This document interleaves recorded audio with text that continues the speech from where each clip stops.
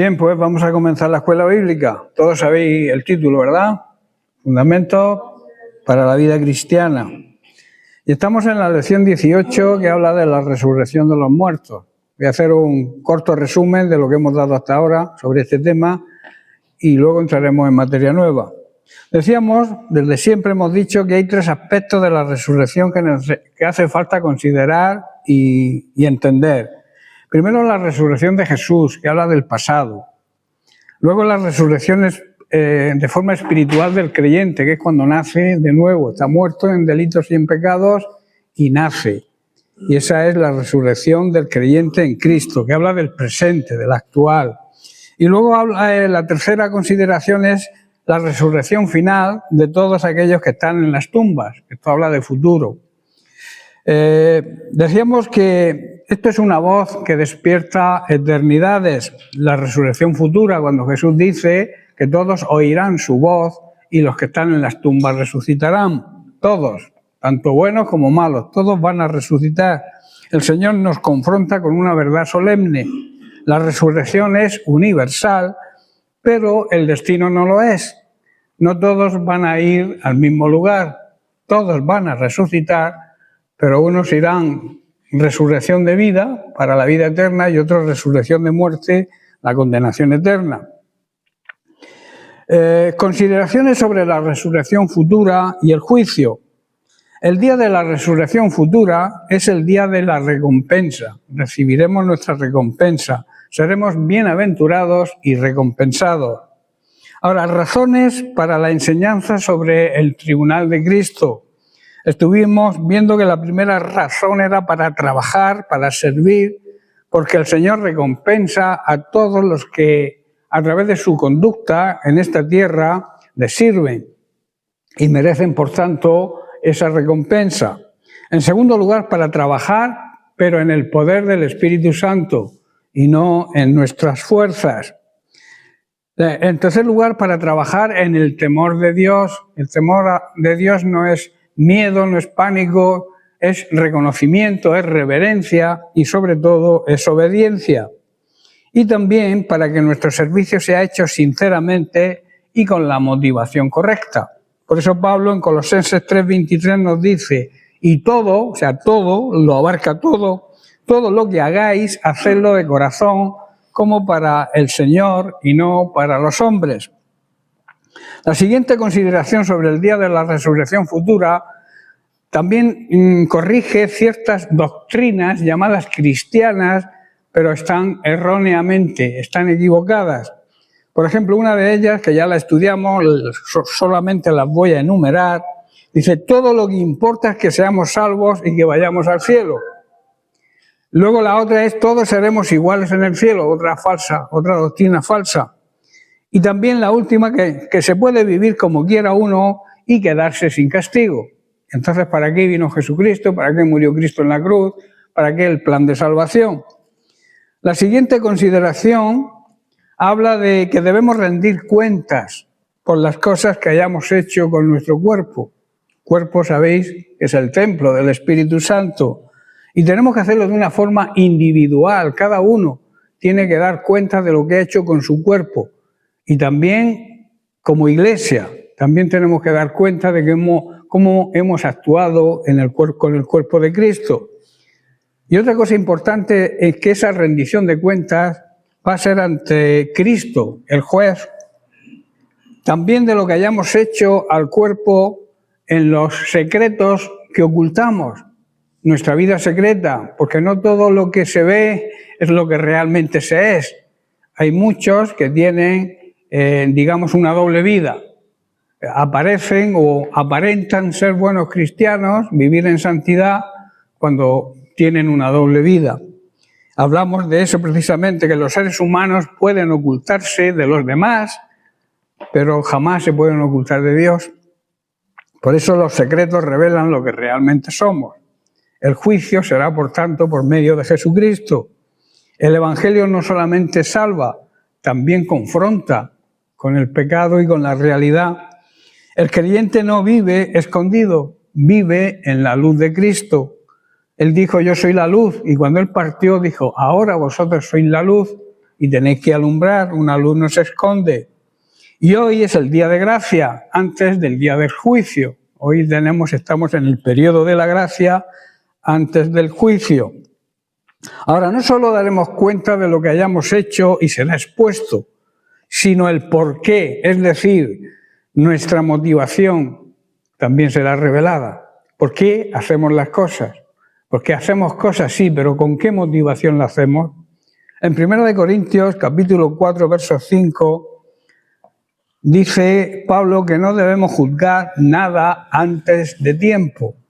Dice así, así que no juzguéis nada antes de tiempo hasta que venga el Señor en su segunda venida, está hablando, el cual aclarará también lo oculto de las tinieblas y manifestará las intenciones de cada corazón, de los corazones, y entonces cada uno recibirá su alabanza de Dios. Esto es tremendo, que el Señor nos alabe, ¿verdad? Que Dios mismo nos alabe por nuestra manera de comportarnos.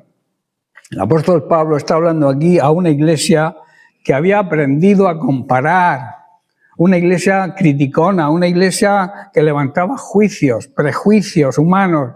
Unos decían, yo soy de Pablo, y otros decían, yo soy de Apolo. Pero Pablo los confronta y les dice, el juicio final no le pertenece al ser humano, sino que le pertenece a Dios, porque unos se exaltaban unos a otros y también se menospreciaban unos a otros. Ese era, digamos, el contexto de la iglesia de los Corintios. Y qué fácilmente el ser humano juzga por apariencia, ¿verdad? A veces, porque juzgar a los demás es como el deporte nacional. Nos gusta, a la más mínima, sacar conclusiones sin tener quizá los datos suficientes. Vemos un momento y creemos conocer toda la historia, ¿verdad? Vemos una caída y creemos conocer el corazón y por qué ese hermano ha caído. Vemos un resultado externo y pensamos que entendemos los caminos de Dios, pero hay cosas que solamente el Señor ve y conoce, porque Él es soberano. Por eso no debemos juzgar nada antes de tiempo, así lo expresa Pablo. Pablo no está diciendo que no existía discernimiento espiritual. Decía que la Biblia enseña a discernir el pecado. Si tú estás instruido en la palabra, si tú te preparas estudiando, meditando en la palabra de Dios y obedeciéndola, la palabra de Dios te va a dar discernimiento sobre lo que es pecado, sobre la falsa doctrina y sobre el mal y el bien. Vas a poder distinguir. Pero aquí está el énfasis, que no debemos hacer juicios apresurados, superficiales y sobre todo carnales. El hombre tiene una gran limitación, solo puede ver lo visible, ¿verdad? ¿Alguien puede ver lo invisible? ¿Verdad? De los que estamos aquí, ¿alguien puede ver lo invisible? Por eso el hombre está limitado a lo visible. Pero Dios ve las motivaciones, repito, por qué hacemos las cosas, ve las luchas internas que podamos tener, ve las lágrimas escondidas en nuestro dormitorio, en nuestro lugar de oración, nuestro cuarto de guerra. Y las intenciones verdaderas, Dios las ve. ¿Cuántas veces alguien es criticado injustamente por personas mientras es aprobado por Dios? Las personas lo critican y Dios lo aprueba. Eso, lamentablemente, no que Dios lo apruebe, sino que la gente critica sin elementos de juicio. ¿Y cuántas veces alguien es admirado públicamente mientras su corazón está lejos del Señor? Por eso Pablo dice antes de tiempo, porque hay cosas cuyo verdadero significado solamente será entendido cuando Cristo regrese. Hay cosas que no entendemos ahora, pero que las entenderemos cuando Cristo regrese. Por eso dice, hasta que venga el Señor. Todo esto apunta, toda nuestra vida apunta hacia una gran aparición, que es la segunda venida de Cristo. Cristo vendrá a recoger la cosecha de su primera venida. El mundo vive como si todo va a terminar aquí, como si la muerte fuera el final, pero la Biblia constantemente dirige nuestra mirada hacia aquel día glorioso, el día del regreso de Cristo. Cuando Cristo venga, toda máscara caerá, toda hipocresía caerá, toda apariencia será destruida, toda injusticia será corregida y toda verdad será manifestada. Hoy muchas cosas parecen confusas, ¿verdad? A veces el justo sufre y nos preguntamos por qué siendo una persona buena, siendo una persona justa, una persona que ama a Dios, sufre. Y en cambio vemos que el impío, la persona malvada, prospera. ¿Quién nos ha hecho a veces esa pregunta? A veces el humilde es ignorado y el orgulloso es exaltado. Eso está ocurriendo hoy en día, incluso dentro de las iglesias. Pero el reino de Dios todavía no ha terminado su obra. En el reino de Dios todavía Dios está trabajando en su obra, porque el creyente debe vivir esperando el día cuando Cristo pondrá todo en su lugar. Rendiremos cuentas y pondrá todo en su lugar.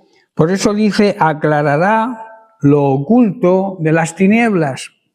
Hay cosas ocultas que hoy pertenecen o están dentro de las tinieblas. ¿Sabéis lo que simbolizan las tinieblas, verdad? La ignorancia de Dios y el pecado. Pecados escondidos, pecados ocultos, intenciones ocultas, manipulaciones secretas, hipocresía que no se ve, pero que existe. Nada va a permanecer escondido para siempre. Todo esto un día se va a descubrir, todo lo que se oculte se va a descubrir. La luz de Cristo va a penetrar en todo rincón. Aquello que fue escondido quizá cuidadosamente delante de la gente de los demás, quedará descubierto delante del trono de Dios. ¿Estáis comprendiendo? Esto es importante entenderlo, porque va a ser así. Esto debe producir santo temor en nosotros. Temor santo, honra, reverencia, respeto y sobre todo obediencia a Dios. La luz de Cristo va a penetrar en todo lugar, porque Dios no solamente escucha nuestras palabras, también examina nuestra motivación, nuestros motivos. No es lo que decimos, no es tampoco lo que hacemos, es por qué lo decimos y con qué motivación lo hacemos. No solo va a mirar Dios lo que hacemos, sino el por qué lo hacemos. ¿Estáis entendiendo? Luego dice, manifestará las intenciones de los corazones. Aquí Pablo llega, digamos, al centro del asunto. El problema no es solamente la acción externa, lo que hacemos, lo que vemos que hacemos. El corazón es el verdadero campo del juicio divino. Dios no te va a juzgar por la apariencia, sino por tu corazón, por tu interior. Dos personas pueden hacer exactamente la misma obra, pero con motivaciones completamente distintas. Por ejemplo, uno predica para glorificar a Cristo y otro puede predicar para ser admirado y reconocido. Los dos predican, pero la motivación es diferente, ¿verdad? Uno sirve por amor, el otro sirve para que se lo reconozca. Los dos sirven, pero uno lo hace por amor a Dios y por amor al prójimo, y otro lo hace para ser reconocido. Uno da por gratitud y otro da para que lo vean, para ser visto. ¿Veis la diferencia? Hacen lo mismo, pero con distinta motivación. Y eso es lo que a Dios no le agrada. Y quizá externamente ambos parecen iguales delante de los hombres, ¿verdad? Pero Dios dice que pesa las intenciones, pesa la motivación que hay en tu corazón. Qué diferente es el tribunal de Dios al tribunal humano, ¿verdad? Los hombres juzgan resultados, Dios juzga los corazones. Y entonces cada uno dice que recibirá su alabanza de Dios. Esto es hermoso, esto es poderoso. Que Dios nos alabe, a nosotros? ¿Os parece pensar el significado de que Dios nos alabe a nosotros? Pablo no termina hablando solamente de juicio, también habla de recompensa, precisamente la alabanza de Dios. Dios ve aquello que nadie ve. Hay siervos ocultos que el mundo nunca conocerá, personas que oran en secreto, madres que lloran por sus hijos en la intimidad, creyentes fieles en silencio, obreros rechazados quizás por la gente del mundo, pero que son aprobados por Dios. Y en aquel día Dios mismo dará alabanza a los suyos, a los que le pertenecemos a Él. No debemos, por tanto, buscar aprobación humana, sino la aprobación de Dios, la aprobación de nuestro Señor. Muchos trabajan para recibir aplausos temporales. El creyente verdadero vive para escuchar lo que un día el Señor nos dirá: bien, buen siervo y fiel. Yo espero eso cuando me presente ante la presencia de Dios. Bien, buen siervo has sido y has sido fiel hasta el final. Y esto es una llamada a la humildad y a la sinceridad.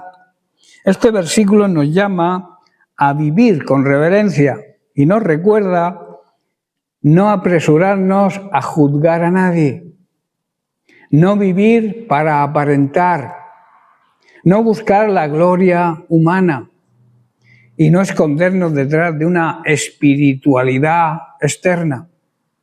Porque un día Cristo lo va a revelar todo. Tu fachada será penetrada y desaparecerá tu fachada y saldrá lo que realmente eres. Y ese día no importará cuánto fuimos admirados por los demás, por los hombres, por la gente.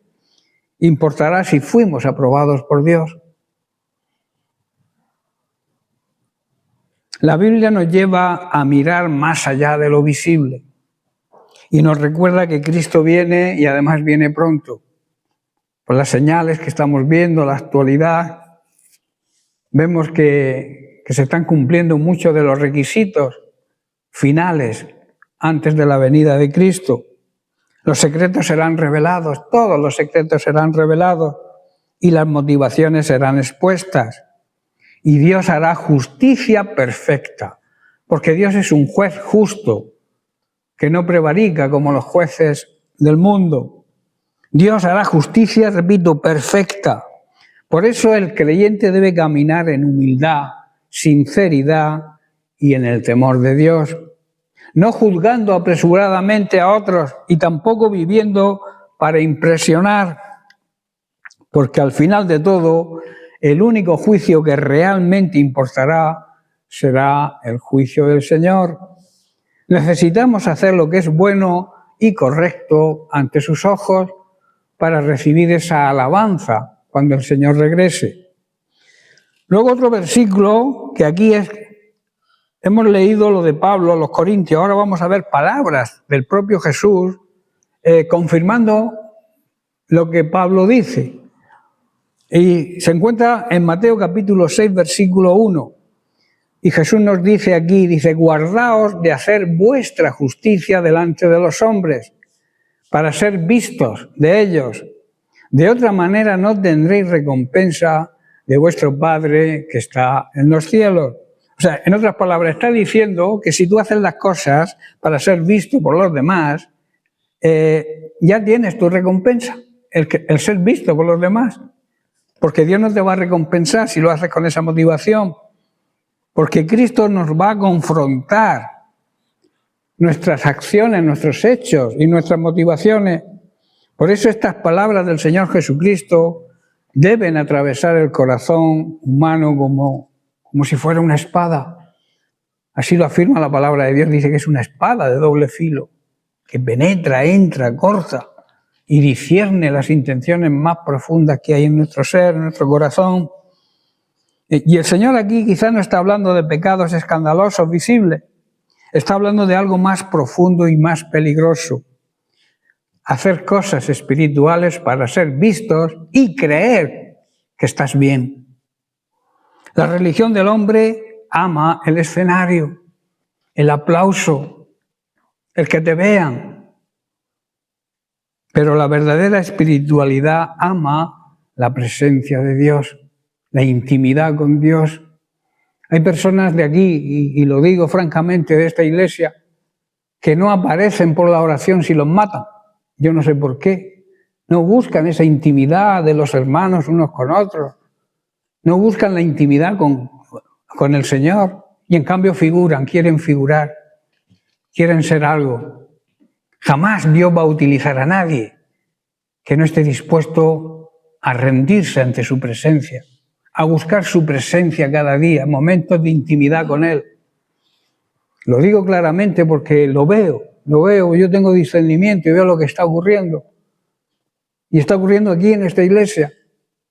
Está ocurriendo en general porque estamos en la época de la apostasía, de la apatía. ¿Qué es apatía? ¿Quién me lo sabe definir, la apatía? La apatía es no lo sé ni me importa. O sea, pasar de todo. Como decía un joven a otro, dice, yo paso de todo menos de curso. Siempre suspendía. La religión del hombre, el hombre ama el escenario, pero repito, la verdadera espiritualidad ama la presencia de Dios. Y luego dice, guardaos. Jesús comienza con una gran advertencia, guardaos. Eso significa estén vigilantes, atentos, cuidadosos, porque el enemigo está como león rugiente, pendiente a quien devorar, a quien destruir. Porque existe un peligro espiritual muy sutil, que entra muy sutilmente a hacer cosas correctas, pero con un corazón equivocado. El hombre caído tiene una tendencia terrible. Quiere ser admirado. Incluso dentro de la vida espiritual puede infiltrarse el orgullo. La persona que repite muchas veces yo no soy orgulloso, es orgulloso, porque está presumiendo de ser orgulloso. ¿Estáis entendiendo?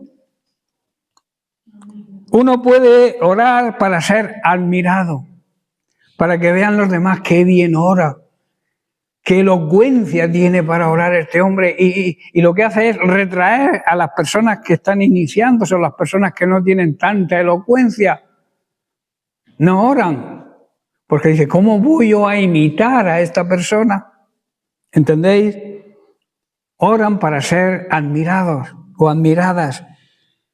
También predican otros para ser reconocidos o para recibir aplausos. Ayudan para ganar fama espiritual. Y lo más peligroso es que exteriormente todo parece bien, todo parece santo, pero Dios no solamente mira la obra, Dios mira el motivo de la obra. Hacer vuestra justicia delante de los hombres, dice.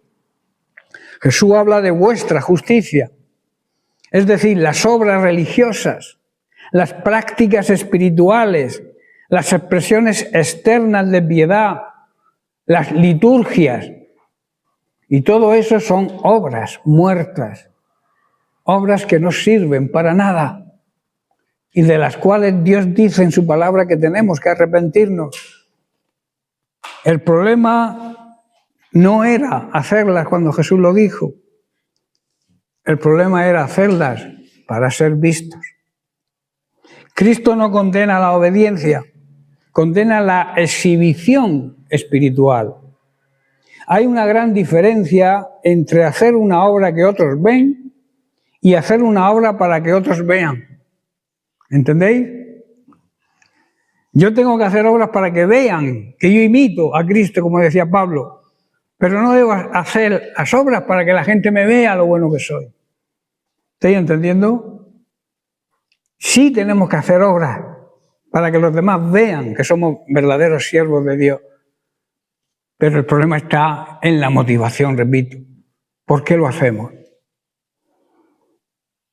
Y entonces, cuando se hace Cuando las personas hacen las cosas para ser vistas, jamás agradan a Dios y la vida espiritual se convierte en un teatro, en una exhibición. La hipocresía religiosa, la hipocresía religiosa busca audiencia. En el contexto de este capítulo Jesús habla de dar limosna, ofrendar, de orar, de ayunar. Todas estas prácticas eran y son correctas hoy en día, pero algunos las convirtieron y hoy las convierten también en un espectáculo. La hipocresía necesita espectadores que te admiren. La verdadera adoración necesita la intimidad con Dios y su aprobación. El hipócrita piensa, ¿quién me está mirando? ¿Cuántos likes tengo en mi compartir en el Facebook, en YouTube, en TikTok o en tantas redes sociales? A ver, ¿cuántos seguidores tengo? ¿Quién no hace eso? ¿Por qué se hace eso así? ¿Quién me está mirando? ¿Cuántos seguidores tengo? Podríamos emplear la misma pregunta. El verdadero creyente piensa, ¿lo que estoy haciendo le agrada a Dios? Qué diferente, ¿verdad? Qué diferencia entre el hipócrita y el verdadero creyente. Hoy también existe ese peligro. Vivimos en una generación donde muchos desean mostrar su espiritualidad, sus obras, sus sacrificios, sus experiencias. Pero el reino de Dios no se sostiene sobre la exhibición, sino sobre la sinceridad del corazón. El Padre ve en lo secreto. Más adelante Jesús repetirá varias veces, tu Padre que ve en lo secreto, ¿qué hará? Te recompensará en público. Qué consuelo, pero qué temor, ¿verdad? Esto produce un gran consuelo a aquellos que son fieles, pero también un temor a aquellos que son del otro bando, digamos. Aquellos que se exhiben para ser aplaudidos. Dios ve las oraciones silenciosas, repito, en tu alcoba, en tu lugar secreto, las lágrimas escondidas, la fidelidad en lo secreto, el servicio que nadie reconoce.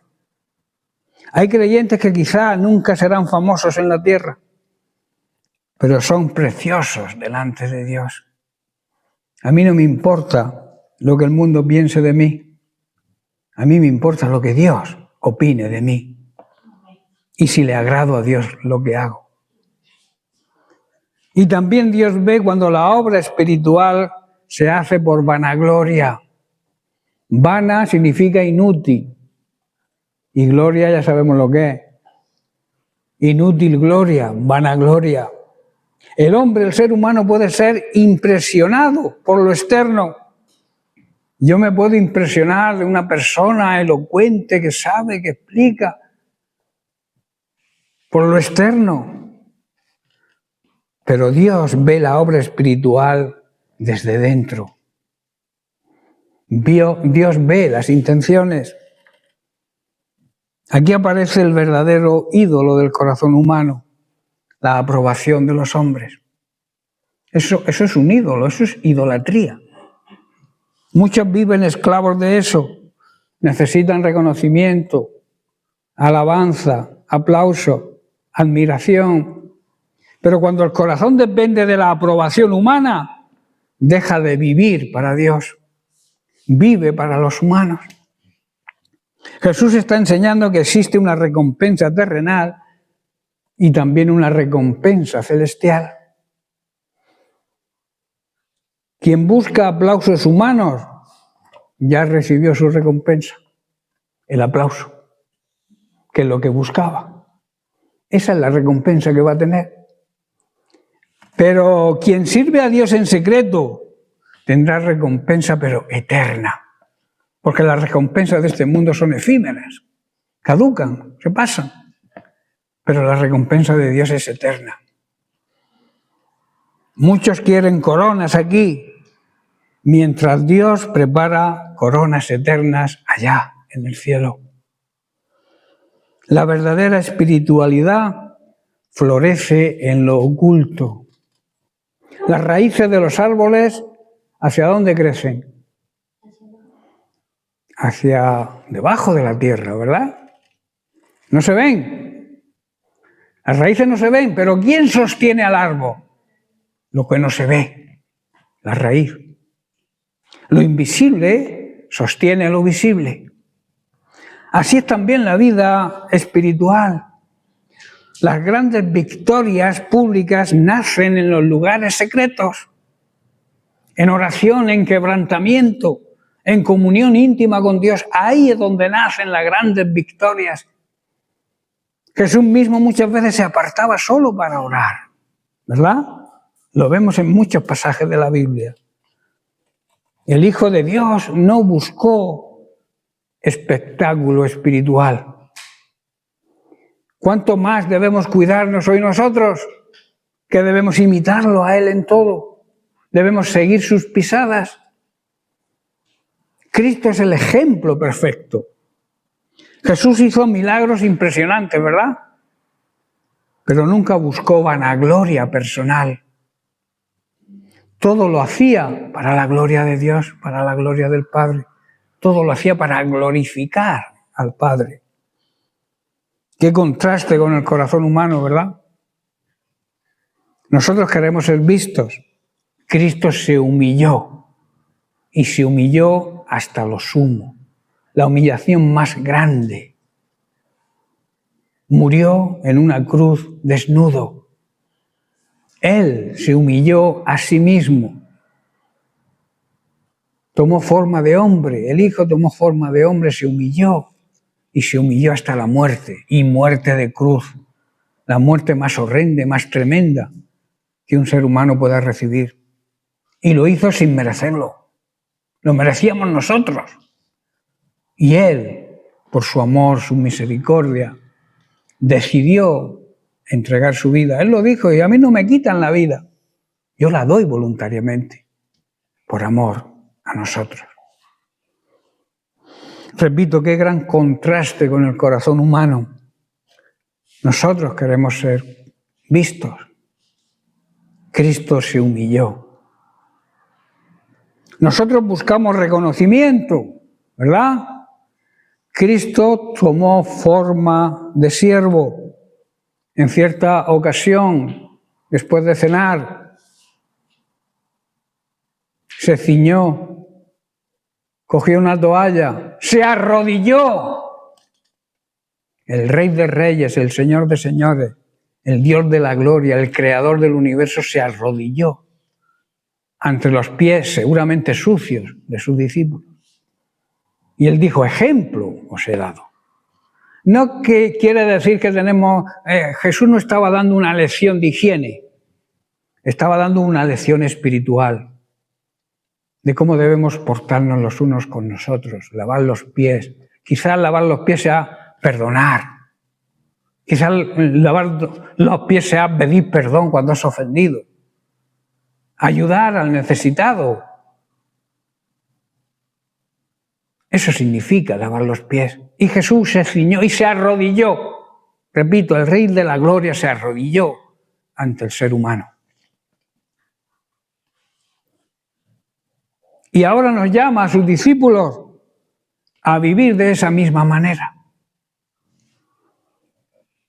¿Habéis visto lo que he hecho? Ahora haced vosotros lo mismo. Y como conclusión, la Biblia es un llamado a examinar el corazón. No solamente preguntarnos qué hago, sino por qué lo hago. Porque delante de Dios no basta con hacer lo correcto, también importa la intención con que lo hacemos.